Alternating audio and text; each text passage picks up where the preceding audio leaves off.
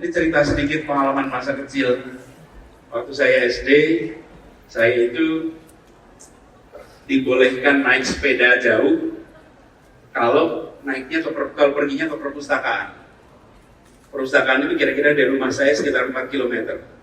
Saya SD kelas 5 kira-kira. 4, 5, boleh naik sepeda keluar dari kampung ke jalan aspal, karena kalau di kampung jalannya tanah. Boleh naik lewat jalan aspal asal ke perpustakaan. Jadi saya ke perpustakaan. Tapi sebenarnya ke perpustakaan itu bukan karena saya senang baca. Ke perpustakaan itu karena saya senang naik sepeda. Jadi naik sepedanya yang saya senang, bukan bukunya. Mana boleh kita suka buku kelas 5 SD. Buku itu nomor sekian, naik sepeda, bermain. Tapi karena pilihannya hanya ke perpustakaan, jadi saya pinjam buku. Buku yang saya pinjam buku-buku biografi. Siapa yang saya pinjam biografinya? Saya baca buku biografi internasional maupun lokal. Yang lokal siapa? Saya baca buku biografi Soekarno. Saya baca biografi Agus Salim, Muhammad Hatta, Sahrir, Cokro Aminoto. Itu tokoh-tokoh itu saya baca semua bukunya, biografinya. Ketika saya baca, orang tua saya bilang, "Nis, kamu lihat ini ya, contoh. Lihat dia, contoh. Semua nama-nama yang disebutkan, yang saya baca, itu kalau kita tanya hari ini, profesi mereka apa? Kalau tanya hari ini, Soekarno itu profesinya apa? Kalau tanya profesi hari ini, apa kira-kira?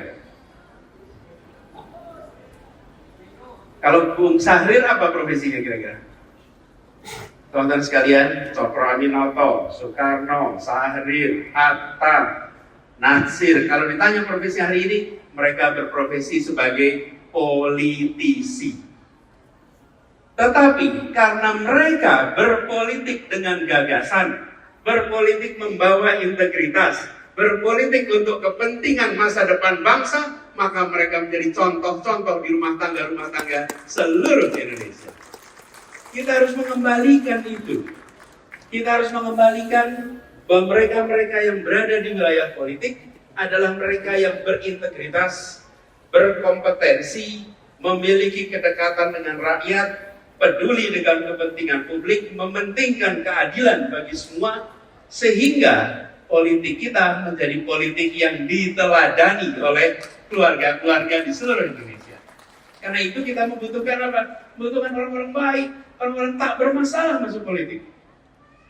Masalahnya sekarang ini fenomenanya unik. Kalau orang tak bermasalah masuk politik, dipermasalahkan.